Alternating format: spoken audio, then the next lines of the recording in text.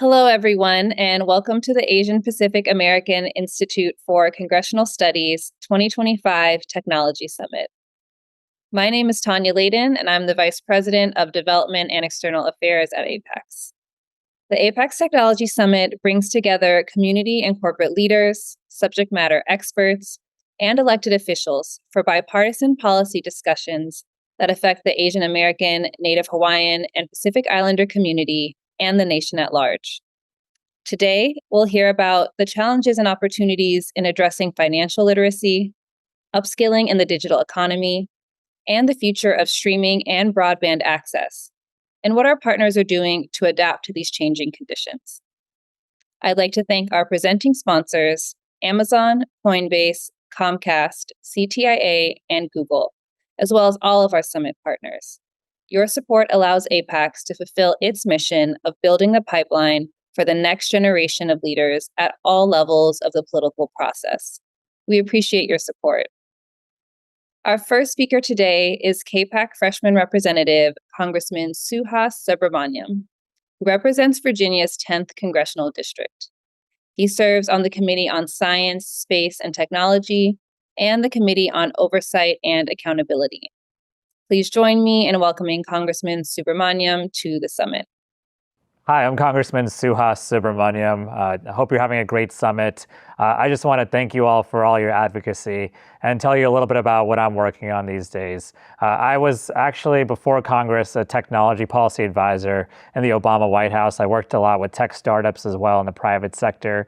And so technology and innovation is a big part of what I did before Congress and what I'm doing now in Congress. And I think one of the things we're trying to do is make sure that the TQ in Congress is better, and having more tech people in Congress is always a good thing. But there's certainly a lot of challenges right now. The main challenge is actually seeing all of the incredible work we do in our federal government to further technology and innovation being wiped out because of these firings and cuts to our federal workforce, and as well as the cuts to a lot of federal research and things that are happening in the private sector. And so we're trying to restore those cuts. We're trying to get the administration to understand the importance of science and technology. And the second thing that we're trying to do as well is make sure we have policies in place. We're not just reactive to new technologies and waiting for a crisis to happen, that we're on the forefront of new technologies and there to ensure that we're both promoting innovation as well as putting guardrails in place to make sure that new technologies are not harmful to people as well.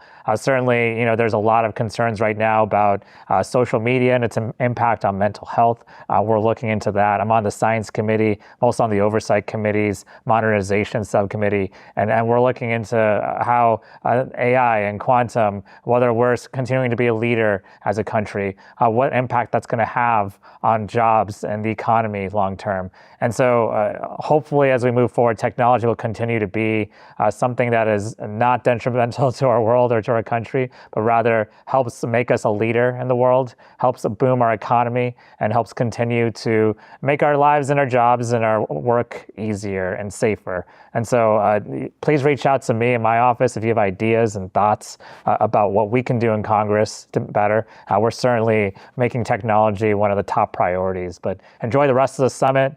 Wish I could be there with you, but certainly visit me on Capitol Hill anytime, and I'm happy to continue the conversation there. Thank you. Our first panel is Financial Literacy and Entrepreneurship. AA and NHPI communities have the highest rate of entrepreneurship in the US, yet access to digital financial tools and literacy remains uneven. This panel will explore how technology, from AI-driven banking to crypto innovation, can empower small businesses, ensure equitable access to credit, and prevent bias in financial decision-making. Please join me in welcoming Congresswoman Lateefah Simon. Congresswoman Simon represents California's 12th Congressional District. She is Vice Chair of the Congressional Progressive Caucus and serves on the Subcommittee on Innovation, Entrepreneurship, and Workforce Development. Please welcome Congresswoman Simon to the Tech Summit. Hey, everyone. APAICS, folks, I am so excited that you all are meeting today. And while I'm in Washington, this conversation that you all are having in this moment is so critical. Listen, we all know that there is a technological revolution that is happening in real time. The API community must not be left out of that conversation, not just our young people, but our elders and our small business owners. We have an opportunity to really push forward together as a community. And I want to make sure that you know that my office is right alongside you. We will demand not only inclusion, we will demand that our folks are in the center of these conversations, in the center of this economy. I'm looking forward to hearing what happened today. I want to continue working together very, very closely. Our region in California's 12th district is the center of this revolution. And so we're in the conversation right along with you. Let's keep working together. Now, it is my pleasure to welcome CAPAC Executive Member, Congressman Dave Min, who represents California's 47th Congressional District. Congressman Min serves on the House Natural Resources Committee and the Committee on Oversight and Government Reform. Please welcome Congressman Min to the summit. Hi, I'm Congressman Dave Min, and I have the privilege of representing California's 47th Congressional District in Orange County, which includes my home city of Irvine, as well as the surrounding cities of Costa Mesa, Laguna Beach, Newport Beach, Huntington Beach, and Seal Beach. And we have a thriving and vibrant Asian American and Native Hawaiian and Pacific Islander community in the district I represent. I want to start by thanking APAICS for inviting me to participate in your 2025 Virtual Technology Summit. This is an important opportunity to try to bring together some of the best and brightest AA-NHPI minds from around the country to discuss how we can continue to grow, innovate, and collaborate to uplift the AA-NHPI community. As I'm sure you all know, across the country right now, AAPI-owned small businesses are growing faster than nearly any other group. Yet, too often, our counterparts face significant barriers to accessing capital, digital tools, and the networks they need to try to compete in this ever-changing economy. We know that new technology, whether it's AI-driven banking tools to emerging innovations like cryptocurrency, have the potential to make our financial system more inclusive and efficient. But that promise only becomes reality if we ensure that these tools work for everyone, not just the well-connected. That's why I'm working in Congress and at home in Orange County to try to ensure that the digital economy becomes a source of empowerment rather than a source of exclusion for the next generation of small business owners. Because I know that when AA-NHPI entrepreneurs thrive, when small businesses thrive, our entire economy benefits. Thank you for the opportunity to allow me to speak. I am looking forward to hearing from our incredible panelists about how we can continue building a more equitable financial future for all. Thanks so much. I'm pleased to introduce our moderator for this panel, Liliana Rañón. Liliana is an APAICS board member and seasoned executive with deep expertise in stakeholder strategy, corporate responsibility, and public affairs. Let's welcome Liliana and our panelists.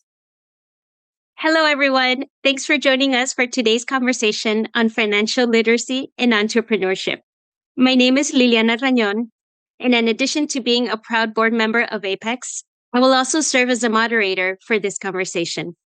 With me today, we have State Representative Mike Yin, representing Wyoming's 16th Congressional District. Welcome. Next up, we have Ms. Victoria Din, Senior Vice President of U.S. Public Sector from Mastercard. Welcome, Victoria. Next, we have Yuga Cohler, Engineering Lead from Coinbase. Welcome. And to round out our stellar panel, we have Sam Hyam, a TikTok content creator and co-founder of 1587 Sneakers. Welcome to all of you, and thank you so much for your leadership on this topic. Okay, let's dive right on in. All right, panelists, we would love to hear from you and learn a little bit more about your background.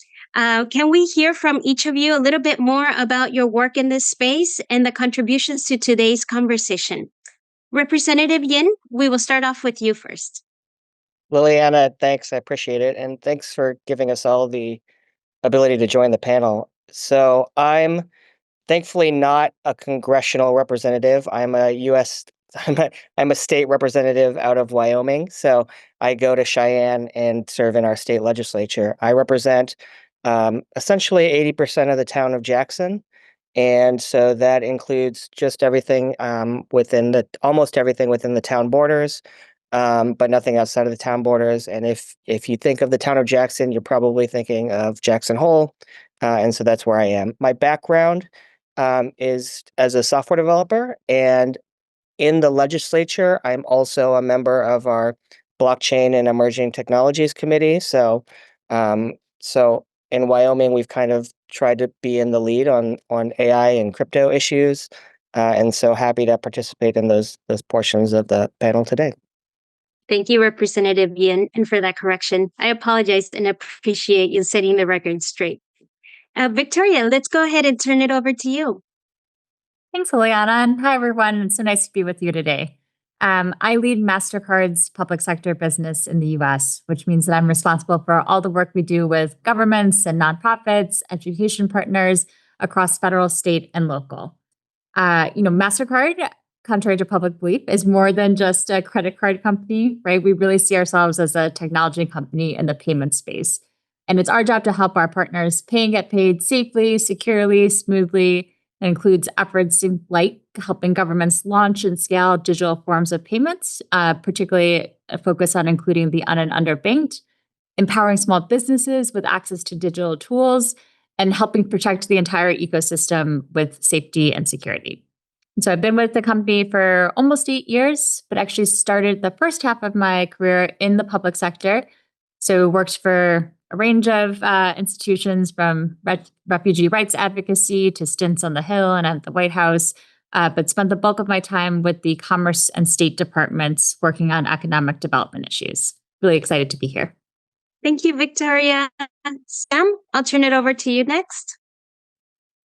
Sure. Yeah, Sam Hyun. I here representing myself as a content creator, but also my day job. I'm the director of government relations for the Asian American Foundation. Spent roughly 10 years in government, nonprofit space, but also co-founded the very first Asian American sneaker brand called 1587 Sneakers. And we've been proud to have been on this Shark Tank and TikTok as social media has really just been a massive game changer for us. And so really excited to be here with you all and discuss how we can help our community. Welcome, Sam. And Yuga, I turn over to you to wrap us up for this first question. Thanks, Liliana. So my name is Yuga, and I'm an engineering lead at Coinbase, which is America's largest cryptocurrency exchange. This is a very exciting time for our industry, where we're building a lot of new technology against upcoming regulatory clarity. Coinbase is the first ever cryptocurrency company to join the S&P 500, and so it is a time to build a very bright future for us. My background is I am of Japanese heritage, and so I'm also an associate member of the U.S.-Japan Council. I serve as a term member of the Council on Foreign Relations and as a Rockefeller Fellow at the Trilateral Commission. And I'm very excited about the potential of cryptocurrency, particularly to disrupt the sort of global financial system and make it into a more open and free financial system. That is indeed Coinbase's mission, to increase economic freedom in the world. And I'm looking forward to realizing that potential through blockchain technology. Thank you all for that great background and connection to today's conversation. Victoria, I have the first question for you as it relates to small businesses. So for small business owners who have relied on cash and are now moving to mobile payments or AI-driven banking, it can be both exciting and intimidating. What do you see as both challenges and opportunities in this new transition? Yeah, thanks, Liliana. Like many of us, I come from a long line of small business owners and entrepreneurs. I'm third generation Chinese American. Both of my grandfathers fought in World War II, one in the Army on the European front and one in the Navy in the Pacific. And after the war, they returned to Chinatown, New York, where they founded, you guessed it, a restaurant and a dry cleaners, respectively. And my dad was also a small business owner. After college, he founded his own design and marketing business, which he ran for many, many years. And my brother Eric is an entrepreneur, though in his case, he founded a tech startup that he ultimately sold to Tesla. So a little bit different than the laundry my grandfather started all those years ago. But while we may have transitioned from pressing shirts to processing batteries, my family's story is one that has truly been built on the backs of small businesses and entrepreneurs. And when I was reflecting on that in preparation for this discussion, I was really struck by the realization that generation after generation, the challenges that we've faced have largely remained the same, right? They're the same challenges that face small businesses all across the API community and beyond. One, access to capital. So we know that 77% of small businesses are concerned about their ability to access the funding they need to run and scale their business. Second, safety and security. 79% of small businesses agree that the effective security is the critical issue facing their business operations. And then finally, digital enablement, right? What we're here to talk about today. A whopping 81% of small businesses say that they would like to increase their use of technology platforms, but don't know how. And in fact, as recently as 2023, 30% of small businesses still did not have an online presence, right? Still did not have a website. And so, Lillian, when you talk about the opportunities and challenges in this transition, the opportunities to me are really clear. Small businesses with high-tech adoption grow at 15% faster rate than their low-tech adopting counterparts. And as they begin to progress their digital journey, there's this real flywheel effect, right? More technology begets more technology and drives operational efficiency. So whether it's customer management or payment automation or administrative work, technology means that small business owners can focus on actually running their business and servicing their customers rather than processing paperwork or chasing non-payment. But in terms of the challenges, they're real and they're significant, right? Time, like small business owners see adoption of new and different technologies as time-consuming. Cost is really very real. We know that every dollar counts for a small business owner. And so deploying cash against new software or hardware or systems or training can be really challenging. And then lack of digital experience and resistance to change culturally is something we see prevalent across small businesses, but I think particularly in some of our communities. But what I'll wrap by saying is that this is more important than ever, right? As an example of this, in March of this year, the White House announced an executive order that called for the complete elimination of checks into and out of the federal government. So the policy went into effect September 30th and will impact everything from tax refunds to Social Security payments to grant support, of which small businesses avail themselves of, and well beyond. And so while this modernization effort is intended to increase efficiency, reduce costs, and combat fraud across traditional payment systems, it does signal that we really are going to be in this digital-first economy, and it's more essential than ever that both individuals and businesses keep pace. What a fascinating conversation. Thank you for all the points that you raised, especially as we're thinking about adoption and financial literacy, digital literacy, and digital access. Okay, Victoria, I'm looking to you again for the conversation around just addressing any of the scams and fraud that are out there and what resources and tools are out there to be able to help the AA and HPI community be aware of the threats, be prepared, and what resources can they access in order to continue to be safe as they're accessing these digital tools for the small businesses. Yeah, thank you, Liliana. My boss always says that fraudsters are getting their PhDs. And while that might be a PhD is a dream my mom had for me that never came quite true, it's not so good in this case, right? Where, the scammers are really increasingly leveraging all the tools at their disposal, including AI, to launch scams at scale and at low cost. So, if we think about what does that really look like, how much is it impacting our community? 53 million Americans say that they've lost money to an online scam in the past year. Scammers are considered the second largest crime concern in the US today. And some reports are estimating that total fraud from scams is about $151 billion, which is well larger than the US illicit drug economy today. So that gives you a sense of like scope and impact. And the reality is that vulnerable populations, right, older, cash reliant, less familiar with technology, language barriers, fear of local authorities, they're the most at risk and more at risk than ever.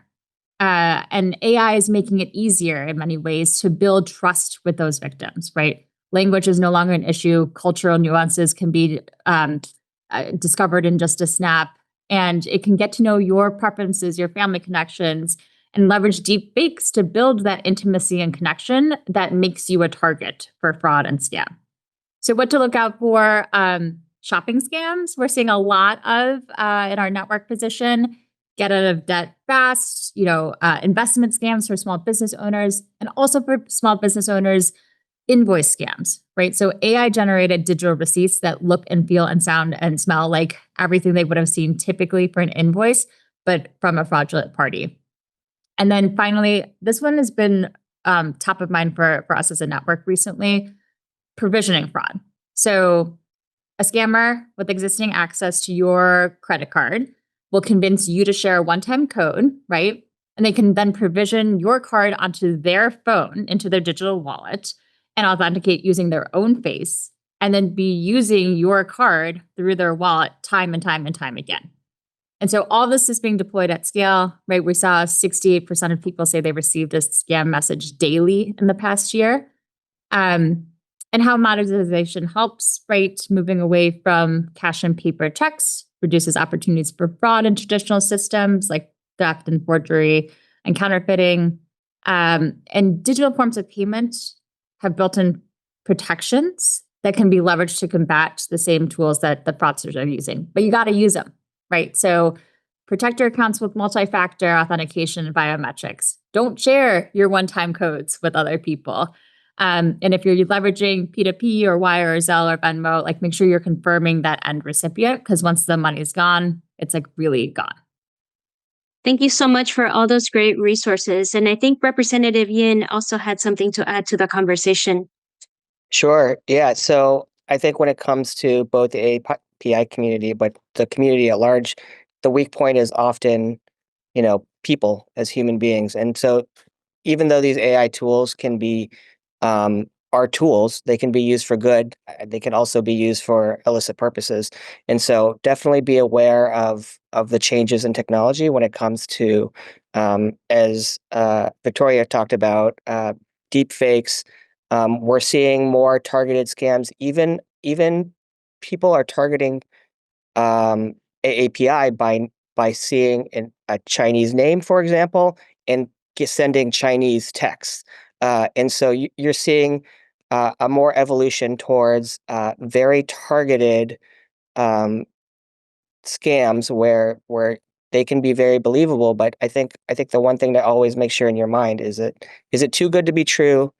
If it is too good to be true, how do I make sure that I do my due diligence, that these are real people trying to really conduct business with me versus trying to just get my information to commit fraud? Thank you both. Very important topics to this conversation and great resources. I really appreciate you sharing that. Okay, let's move on to our next question. So as technologies like crypto and blockchain, reshape finance, how can we make sure that AA and NHPI entrepreneurs aren't just keeping up, but leading in this digital economy? Yuga, can I turn this question over to you? Absolutely. I think this is a very exciting time, particularly for AA and HPI entrepreneurs. We are the most entrepreneurial group in America, according to the US Census.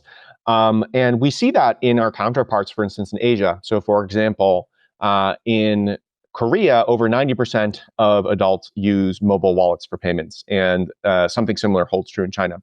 And that type of advanced payment technology has sort of lagged behind in the US. And I think the ANHPI community has a strong role to play to move the ball forward in terms of financial technology. And crypto and blockchain are going to play a pivotal role in this.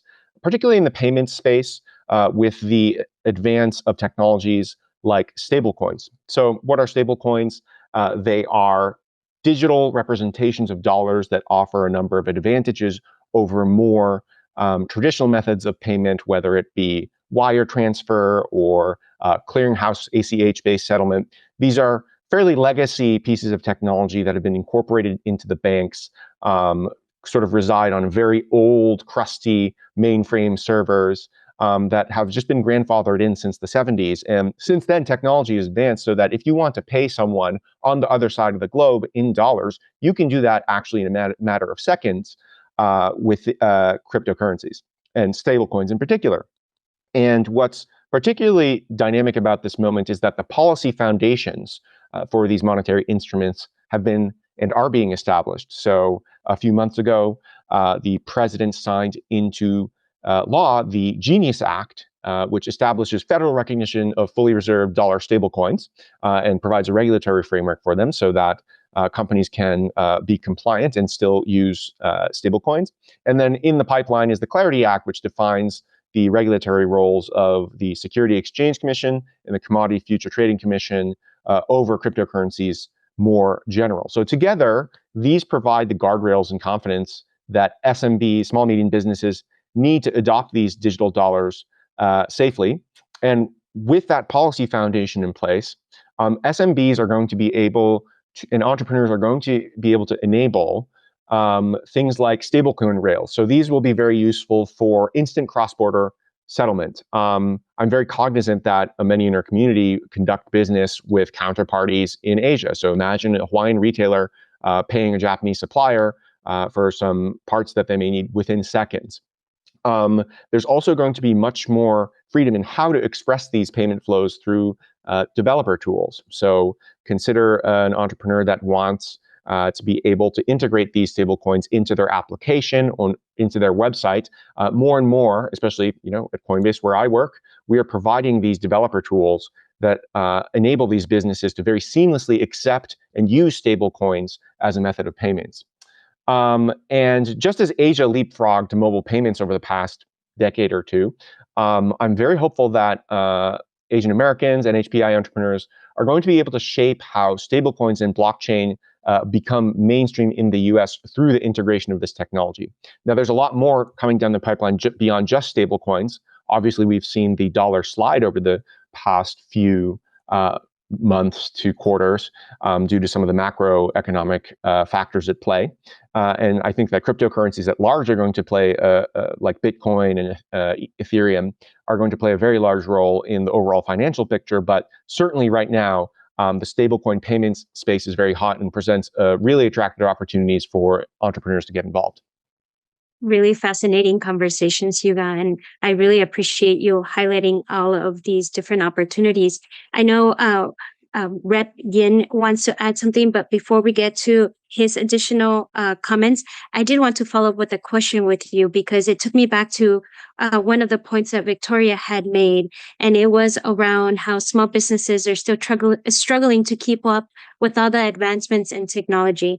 And so I wanted to just get your thinking around how small businesses could keep up with these ongoing changes. And there may be other types of challenges, not just related to digital literacy, right? Maybe even access to broadband availability. I know rural America struggles with consistent broadband access. Language access may be a challenge. So how are you thinking about designing these types of tools that are more accessible to folks that are maybe not all on the same page, but that we can provide resources and tools to get them there? Totally. I mean, I'm not going to pretend to be a policymaker that's going to be able to solve the broadband access issue, but I do have a few thoughts on this. One is I do think that mobile is going to be a part of the solution. So the older generation may not have a computer, they may not be using web browsers or complicated user interfaces very much, but by this point, many have a phone. And so more and more, I think it's going to be important that the access to financial rails are provided through an interface on mobile that is very intuitive and easy to use regardless of the type of technological background the user might have. The other thing, and it's this, I hope doesn't seem like a cop-out answer, is going to be AI, which I know has been mentioned. Victoria mentioned it, Mike mentioned it as well. I think the power of AI is that, if you don't know how to do something, you don't have to go look for the answer. You can just ask it, right? You don't even have to type it in. You can just put on voice mode and just ask the question in natural language, and then it'll help you navigate the system in the way that you need. So I think these advances in technologies, more and more usability will be a issue solved by entrepreneurs, but totally acknowledge that a lot of the barriers that exist are challenges, and we as a community are going to have to step up. So I do think one, I think broadband access is still a issue that we haven't solved, especially in more rural areas, and especially with demographics that haven't historically had access to broadband. So definitely, it's something that policymakers in every state are going to have to deal with. Wyoming is not excluded from that for sure.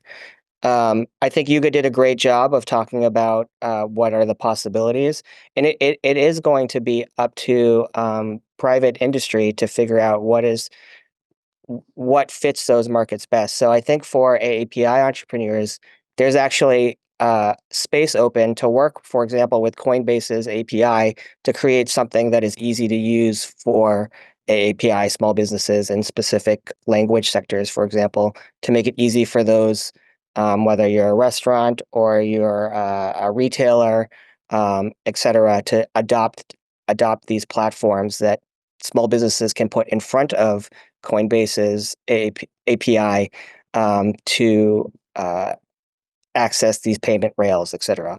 I think stable tokens and stable coins are for sure going to be a lot of where the future is for those retailers, and we're really in the nascent part of those. And so the Genius Act, I think, placed a very good federal guideline, but all of our states, for example, are still going to be talking about how do we handle this on the state level. So definitely get involved with your state policymakers if you're a small business owner. I know that sometimes can be tough, but work through your chamber, work through other grassroots organizations to make sure that you stay informed with what's happening in your state.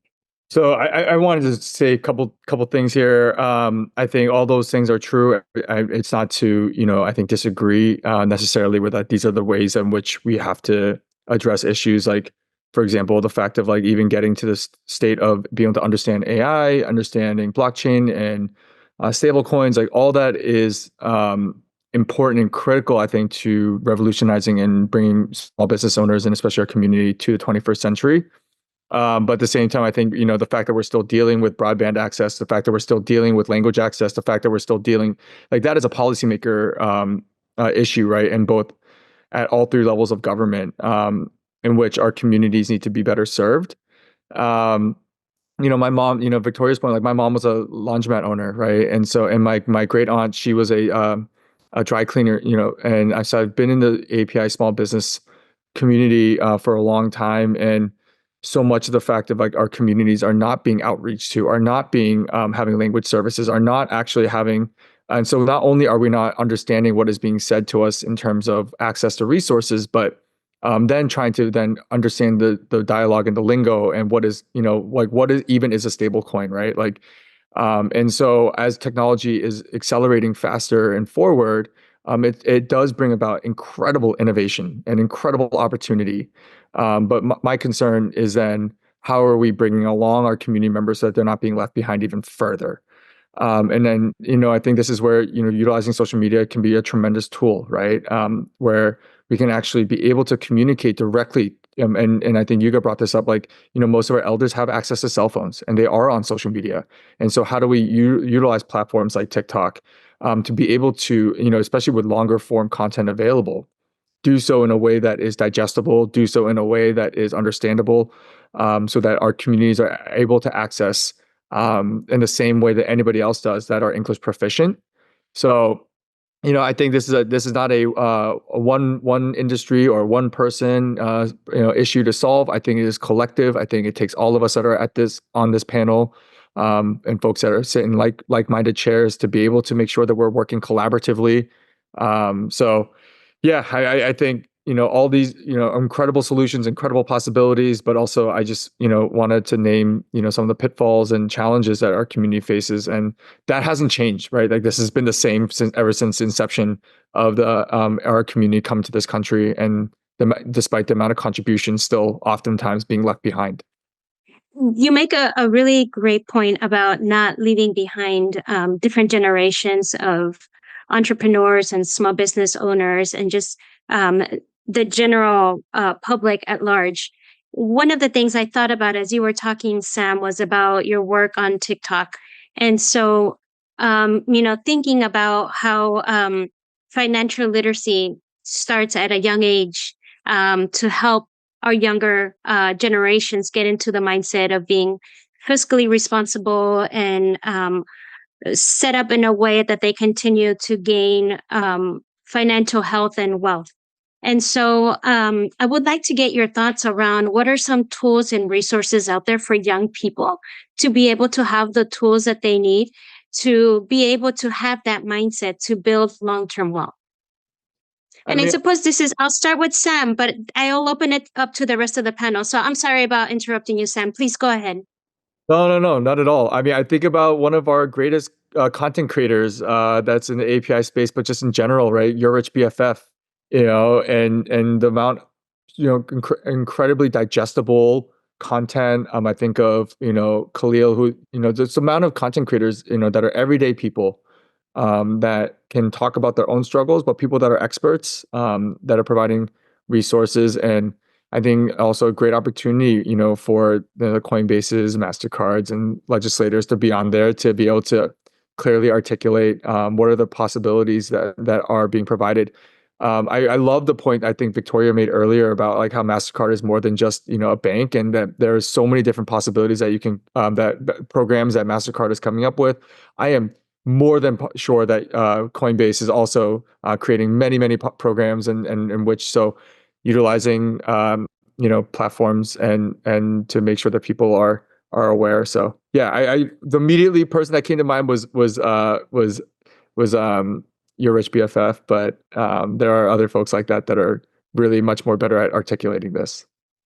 So as we are thinking about our audience at home, and we're thinking about, being able to have the tools and skills to be able to be entrepreneurs and grow small businesses, I would like to get your thoughts, and maybe we can do a round robin of the panelists around what great resources and tools are out there that we can share with the AANHPI community about maybe addressing any scams or fraudulent activities, about how you can become more financially savvy and be able to get financial literacy so you have the core tenets of being, of building that long-term wealth. And then anything else that will help us wrap up this conversation and give tools to those out in the audience listening to what we have been discussing here today. We'll start with Rep Yin. If I could turn to you first, and we'll just do a circle. Sure. I mean, with regards to scams, I think get the newsletters from your local organizations, whether it's APAICS or I know AARP actually does scam newsletters constantly because they know that that's a demographic that gets targeted a lot. And so being able to be alert on the different types of scams is really useful. So being on one of those sort of newsletters is really good to make sure that you get updated. With regards to more tools for business owners, harder for me, so I'll leave that for some of the other members. But I do think that this is a constantly changing ecosystem that's always being updated. And then want to point again to get to know who your state legislator is. And so when there are issues that come up that are very impactful for small businesses, you know exactly who you need to call when it comes to the state and local levels. Yeah, I would ask for for small businesses, getting involved with your local chamber of commerce, right? And I think certainly with your local electeds and district attorney's office, attorney general's office are oftentimes trying to at least create programs, but also just community organizations I think are right. especially that are able to at least try to provide the language services that are necessary. Again, and I think this is where utilizing social media is going to be important. It's a lot of information is at your fingertips, especially in terms of combating scammers, and there are more and more creators that are providing those resources. So yeah, I mean, not to sound like a broken record, but I think for us, I've actually learned a lot about business through TikTok. So it's just it's really interesting to be able to connect with other entrepreneurs and folks to provide resources to one another. Yeah, I think, this came up earlier, but we talked a little bit around the edges about the model minority myth or dynamic that plagues our community sometimes. And I think what we've realized, for many years, and probably accelerated through COVID and beyond, is that it's not working for us, right? Being nice and quiet and well behaved is not working for us as a community.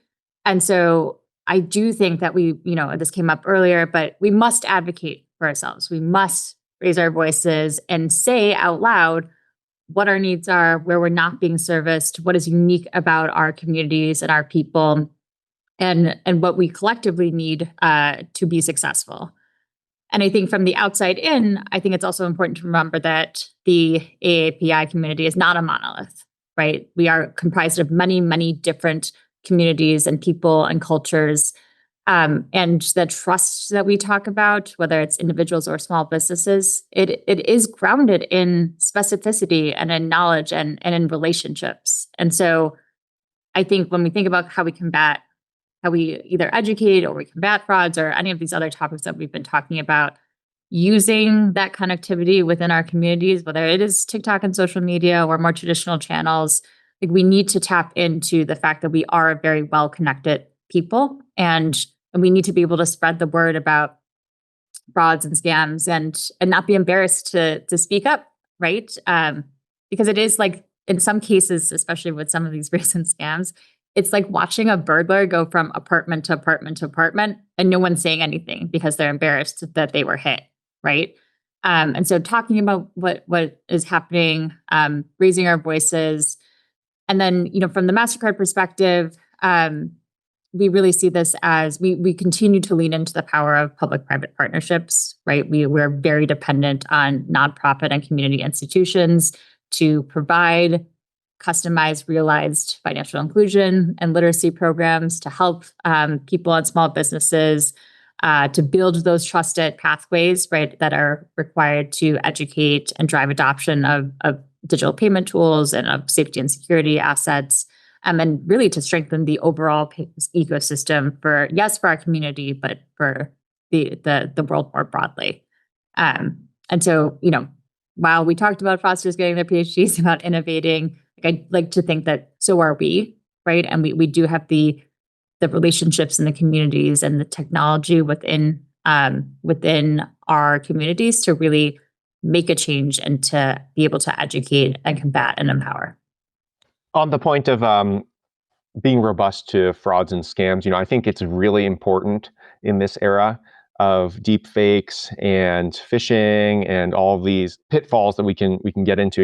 OpenAI just launched their new social media network comprised entirely of AI-generated videos, Sora, which is super interesting to compare to TikTok in the type of content it generates. But clearly the age of deep fakes is upon us. So to that point, I think if I had a word of advice, it's don't click on things. Don't click on links. Don't trust text messages you don't know who's sending. Don't just be very, very wary, be very cautious, and don't willy-nilly click on things. The internet is somewhat of a dangerous place.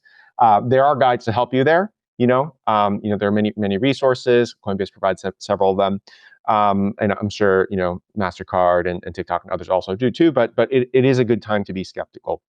I also think in this new age, there are going to be a lot of on-ramps to learning about this type of technology and the information and financial ecosystem that we live in. So for example, at Coinbase, we just started a pilot program where we handed out $12,000 in crypto to low-income New Yorkers as a way of, it was run by Give Directly, seeded with our funding, but the idea is to test how crypto-based aids compares to other sort of AGI-based programs.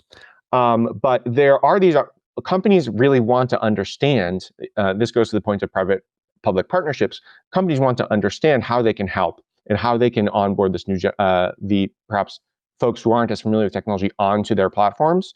And with that will come sort of an education baked in that's only going to be helpful. So, if you are on the periphery or you might not feel as comfortable with some of these new technologies, if you're on the lookout for these opportunities to get onboarded, I would absolutely take advantage of that.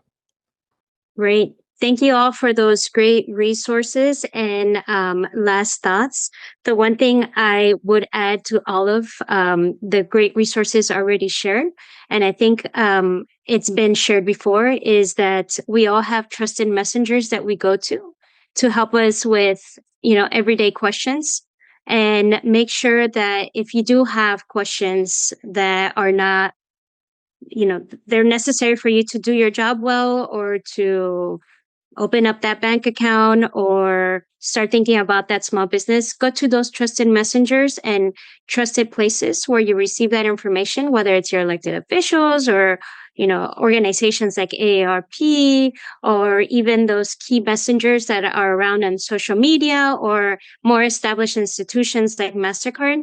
Make sure that you have that resource and that you seek out answers to those questions so that you can have what you need in order to be able to continue to be a creator and be an entrepreneur and play a more active role in our society, and also be able to have that financial security for you and your family for the long term.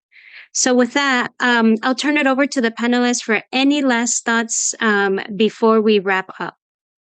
So, Liliana, I'd like to double down on Victoria's thoughts on making sure you advocate. So I live in a state where we have less than 1% API in the entire state population. And so thankfully, I'm a little overrepresentative of our state, but there isn't that much organization around the API community in my state. But if there is in your state, definitely get involved. If there isn't in your state, be that leader to help organize, whether it's like a local chapter of an OCA or even just a community organizing of the API community in your area.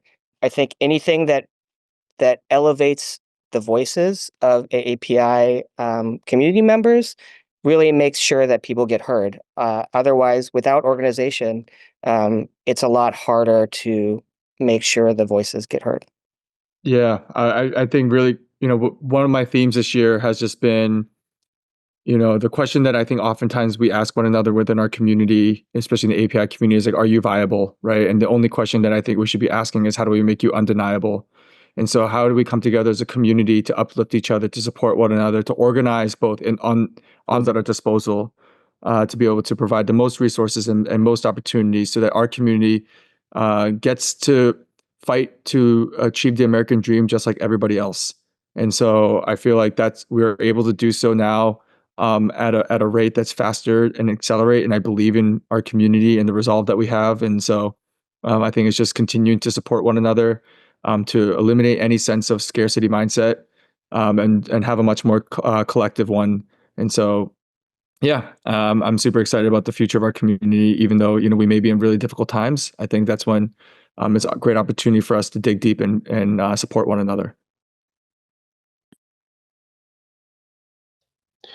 I think kind of the flip side of things feeling like the Wild West and everything is changing is that you can just go out and do stuff. You can just do it. So I think Sam is very much a testament to that. You can just open a TikTok account and then get thousands and thousands of followers. You don't need anyone's permission. You used to need permission to open a bank account. Anybody can have a crypto wallet. You can just go do that. You used to be gated by the infrastructure that you'd be able to support in your home. You can actually just go build APIs build technology on permissionless APIs. So there's never been a better time for builders and folks with agency and hunger to go out and build for their community. And I think that is sort of the other side of the coin of things feeling a little chaotic and undefined. And so I would encourage anybody with an urge to figure out what all this technology is about to just go out and figure it out for themselves and bring value to the community.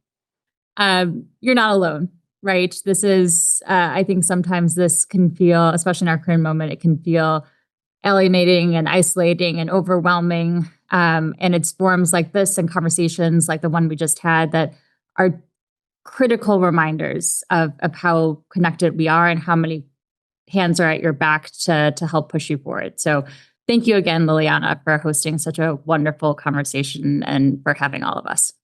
Well, thank you all for your time and the great insights and resources that you shared.